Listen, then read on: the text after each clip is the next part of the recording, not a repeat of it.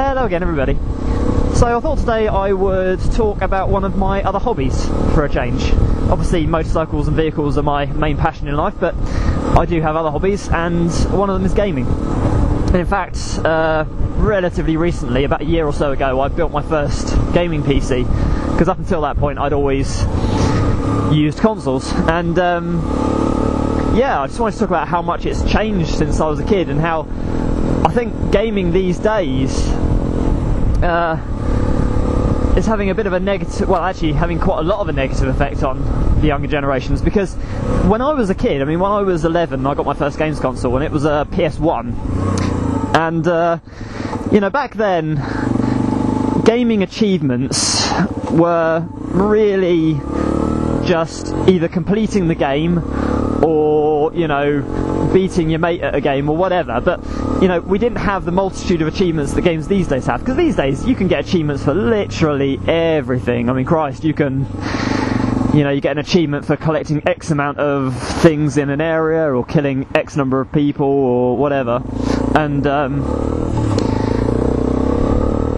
that's all good and well, but the problem is it takes something which is already a form of escapism and adds a lot more in the way of false achievement to it, which kind of sucks kids into it more, because they're thinking, oh, I'm achieving stuff here, I'm going to carry on and do this more. But the problem is they're not actually achieving anything in the real world, and that kind of drive to achieve anything in the real world is taken away, because they're already getting that satisfaction and that sense of achievement from playing games.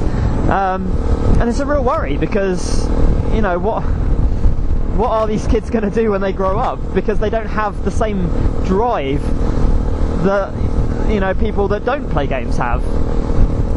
And it's, like I say, it's all down to the fact that they're already getting their kind of fix. Their kind of need to achieve something is already being satisfied by the games, so they don't feel the need to do anything in the real world.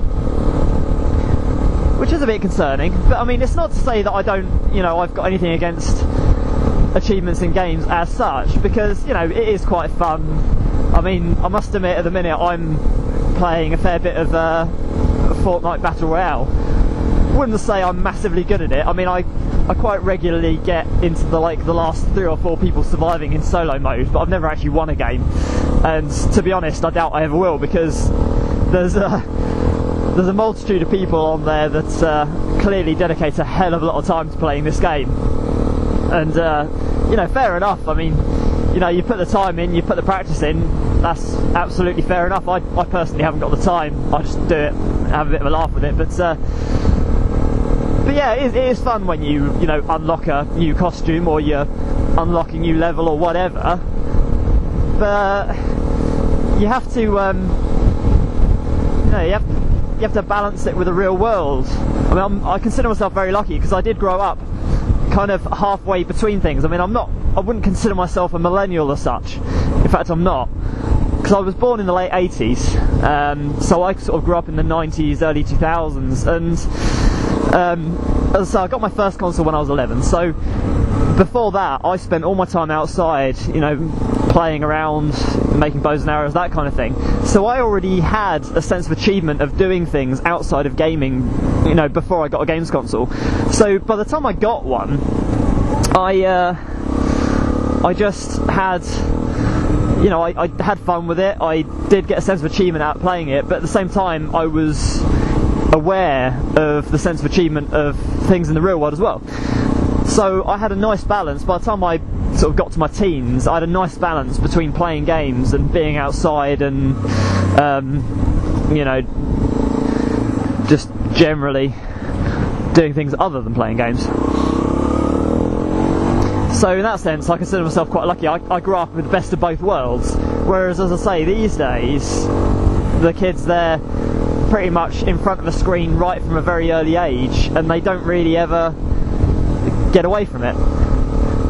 And, you know, don't get me wrong, I am quite addicted to my smartphone, mostly because I use it for work as well. So, you know, I'm running business off of it as well as personal stuff. But, you know, I do struggle sometimes to put it down. In fact, I've actually had to be quite strict with myself recently. I've said to myself, look, when I go to bed, I put the phone in another room, and I've actually got a my lovely fiance bought me a traditional alarm clock, so I tend to have my phone not in the bedroom at night, and I have the alarm clock set for the morning so that I don't like check my phone and stuff before I go to sleep, because it's not, I mean, there's been studies and stuff, it's not really great for your sleeping patterns. I mean, I've got that blue light filter on my phone so that it's not I'm not getting too much blue light, because apparently it's the blue light that really does affect your sleep.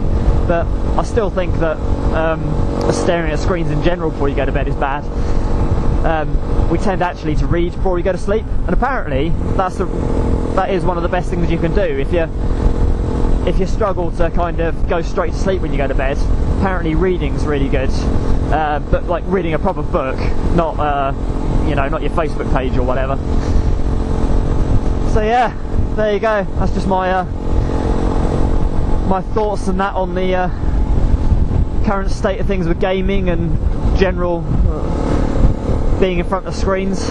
As I say, I'm no bloody angel with this. I'm quite terrible for being stuck to a screen, and I openly admit it. But I do at least recognise that it's not the greatest thing in the world, and we do need to address this somewhat. But as for how we go about doing that, I really don't know, because it's just the way things are these days. Kids, they don't want to be outside playing and doing stuff. They want to be on their screens, and well, what can you do?